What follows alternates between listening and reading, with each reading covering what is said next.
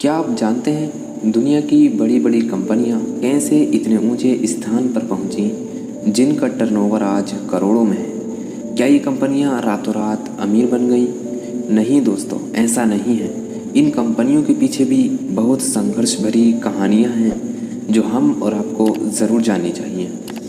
ऐसी ही संघर्ष भरी कहानी है दुनिया में सबसे ज़्यादा पसंद किए जाने वाले शूज़ ब्रांड्स में से एक नाइकी की। ये वो ब्रांड है जो दुनिया भर में सभी लोगों के और ख़ासकर खिलाड़ियों के दिलों पर राज करता है। चलिए जानते हैं नाइकी की संघर्ष भरी कहानी। ये बात है सन 1962 की। अमेरिका की स्टैनफोर्ड यूनिवर्सिटी से MBA कर रहे एक छात्र की जिसका नाम फिल नाइट था, जो नाइकी के को-फाउंडर हैं। फिल नाइट जब पढ़ाई कर रहे थे तो उन्हें एक बिज़नेस के बारे में लिखने को कहा गया, तो फिल ने जूतों के बिज़नेस के बारे में लिखा। इसके बाद फिल के दिमाग में जूतों के बिज़नेस का आइडिया आया जो सही साबित हुआ। सन 1962 में जर्मन की दो बड़ी कंपनी एडिडास और पूमा अमेरिका मार्केट में काफ़ी मजबूत पकड़ बना चुकी थी और फिल एडिडास और पूमा से अच्छे और सस्ते जूते बनाना चाहते थे। स्टैनफोर्ड यूनिवर्सिटी से अपनी पढ़ाई करते ही अपने जूतों के बिज़नेस को सफल बनाने के लिए टूरिस्ट वीज़ा पर जापान के कोबे शहर जा पहुँचे। जापान के अंदर ओनित्सुका टाइगर नाम की कंपनी का बोलबाला था। ओनित्सुका टाइगर भी पूमा और एडिडास जैसे जूते डिज़ाइन करता था। फिल ने सोचा क्यों ना टाइगर के जूते जापान में बेचे जाएं। फिल ओनित्सुका टाइगर के मालिक से मिले और कहा, मैं ब्लू रिबन स्पोर्ट्स का मालिक हूँ और आपके जूते अमेरिका में बेचना चाहता हूँ। काफ़ी ज़िद्दोजहद के बाद ओनित्सुका टाइगर के मालिक इस बात पर सहमत हो गए और फिल नाइट कुछ जूतों का सैंपल लेकर अमेरिका आ गए। आपको जानकर आश्चर्य होगा कि ब्लू रिबन स्पोर्ट्स कोई कंपनी थी ही नहीं। फिल ने झूठ बोला था। अमेरिका आने के बाद फिल नाइट ने सबसे पहले जूतों का सैंपल अपने स्कूल के स्पोर्ट्स कोच बिल बोरमन को भेजा और अपने बिज़नेस के बारे में भी बताया। बिल बोरमन को जूते बहुत अच्छे लगे और फिल नाइट का बिज़नेस प्लान भी उन्हें पसंद आ गया और वो फिल नाइट के बिज़नेस पार्टनर बन गए। कुछ दिन बाद फिल नाइट और बिल बोरमन ने $500 जुटाकर 300 जूतों का ऑर्डर ओनित्सुका टाइगर को दिया।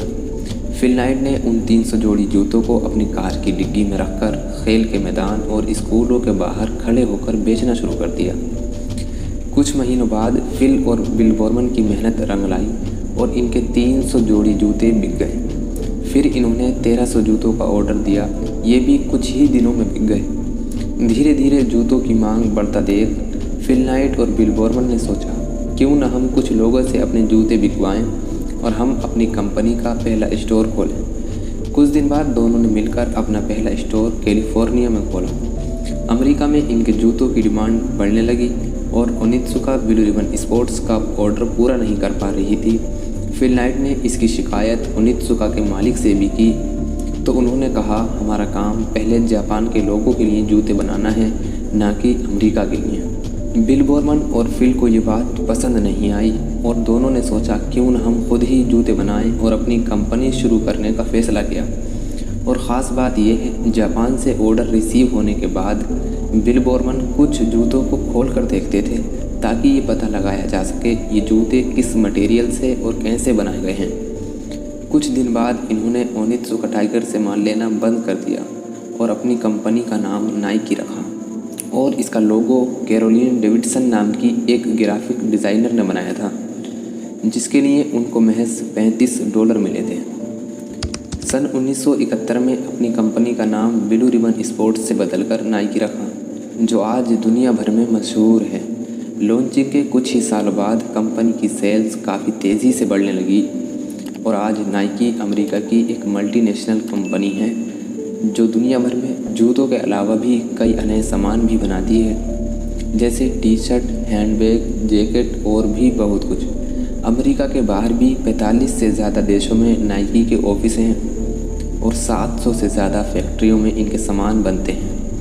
23 जुलाई 2020 तक फिल नाइट को फोर्ब्स द्वारा दुनिया के 24वें सबसे अमीर व्यक्ति के रूप में स्थान दिया गया था और इनकी अनुमानित कुल संपत्ति $54.5 बिलियन अमेरिकी थी।